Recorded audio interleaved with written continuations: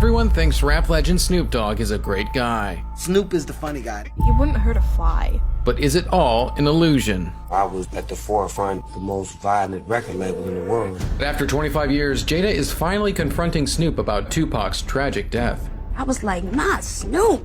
I was powerless. I didn't want to see nobody die. Me and Pac got into it because he wanted me to stay gangster. You had sided with the enemy. I was working against the devil. Snoop Dogg and Tupac lived under the control of rap's most violent kingpin, Suge Knight. The controversial CEO of Death Row Records, the most feared figure in all of hip-hop. He was accused of running down 2 men and killing them. My heart was beating every day. Suge demanded loyalty. I was supposed to be with Tupac and Suge. I had to step out of that situation. Shakur was shot 4 times in a car driven by Suge Knight. If Snoop could have stopped that whole thing, Pac would be alive today. The type of relationship, you only get that once in a lifetime. I have actual remorse. I'm not having it. I don't want to keep repeating my mistakes. What is it? How can we fix this? You were the only person connected up to Suge Knight. What did Snoop Dogg do to survive? The last time I saw him, he was holding on to his last breath. I had got off the radio station with Angie Martinez. She asked me on the air, how do you feel about Puffy and Biggie? And I said what I felt. They're my homeboys, I love them. When I got back to the hotel, it was a whole nother atmosphere. So when we got on the plane to go back to LA the next day, Suge didn't let none of my security ride with me. I had to ride with him, his homies, and Pac. I'm like, what's up, Pac? And they do me like this. So I walked to the back of the plane, give me a blanket, grab me a knife and a fork, the blanket over my nose right here, and ride like this the whole flight.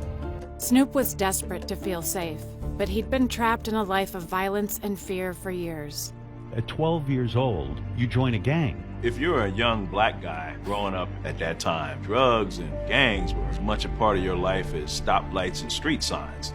Were you ever afraid? I was always scared. A lot of times I got shot at. I had a gun in my possession and could have shot back, but I was too scared because I was so concerned with my life. It got to a point to where my mother kicked me out because she felt like I was bringing too much drama to her house. I had just turned 17. Jesus, and what do you do? It's not like you got somewhere to go. Where did you go? When Snoop met hip-hop CEO Suge Knight, he thought he'd finally found a way out. He was so honest, so real, so true, and so passionate about his artists, giving us direction, coaching us. And when Snoop bonded with rapper Tupac, it seemed like he'd found the family he always wanted. Fell in love with that. Me and him started hanging out, building a brotherhood with him. We represent both sides of the gang, the calm one and the relentless one. So when actually I spoke to Suge and was like, we need to get him with us because he will make us better. And he gonna push me. We need his spirit here. But as Snoop and Tupac grew closer, there was one person who tried to warn them about Suge. When we first met, I was a drug dealer. Jada's my heart. He will be my friend for my whole life. As I was coming out of the life, he was going more into the life.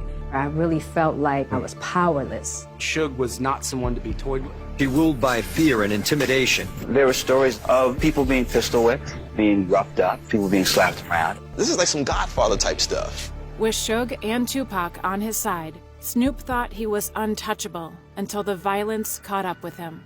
You got into hip-hop like, okay, now I can leave some of this behind. And I came right with me. Snoop and his bodyguard, and they were driving down the street in his Jeep, and this guy was trying to say something to them. He had a gun, and he was going for it. And my bodyguard reacted.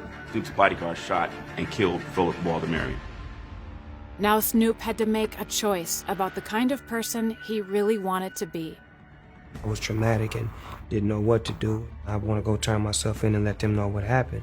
Snoop turns himself in for first-degree murder. Immediately, Suge gets him released on $1 million bond, 10 p.m. house arrest. My heart was beating every day. And me and Pac got into it because he wanted me to stay gangster. And I was like, cuz, I got a baby on the way. I have a lot to live for. Somebody's life was lost. This is a real situation. I don't feel like y'all feel. I have actual remorse. I feel bad. I don't want to live this gangster life no more.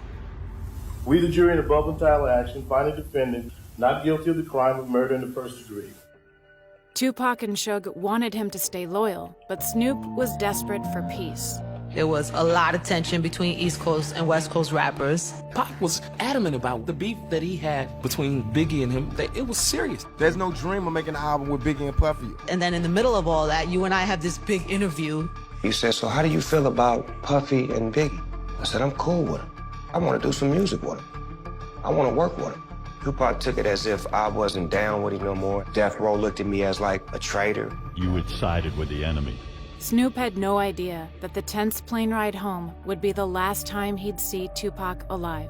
My didn't say nothing to me the whole ride, and that's a 5-hour flight on a private plane. I get off the plane, I'm like, cuz, you going to Vegas? He do me like this. He went his way and he went my way. The next time I get a call, turn on the news, guys. You see yellow tape, Suge BMW.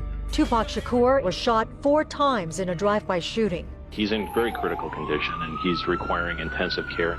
I drove down there to the hospital because I wanted to see my I'm thinking that he was gonna make it. It's Pac. He'd been shot before. Fine. See him in the bed, laid up, no words, no conversation. Was whispering to him, telling him I loved him and to hold on and he was gonna be okay. And I went in the bathroom, I fainted, I threw up, I was gone. Because me and my homie wasn't straight. I'm not even gonna be able to apologize to him or even just to tell him, I feel you, I'm wrong, how can we fix this? Rap star Tupac Shakur died last night after a brief life in a rough business. He was 25. After losing Tupac, Snoop knew he had to break free of the violence, even if it put him in danger. I had to step out of that situation. Once you become a grown man and you realize that your words have power and you have power, then you have to pull back. Death Row was more negative than positive, and now I'm surrounding myself with positivity.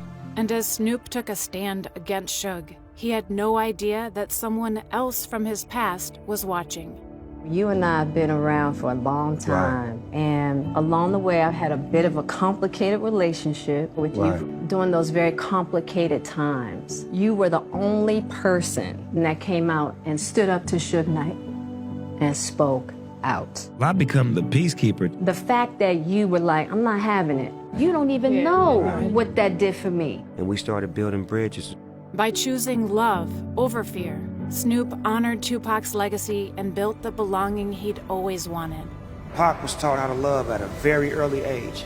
And through his music, he shared the love with all of us. My life is not based off of me being a gangbanger. It's based off of me being positive, finding ways to help others. You start to educate. You start to teach the little homies on how to do better and not to do what you did. You coach a football team. You coach a football league. He really believes in giving them a sense of identity. The key to this thing is bringing people together. Project more of a positive energy over negativity. Always keeping peace and love at the forefront of everything.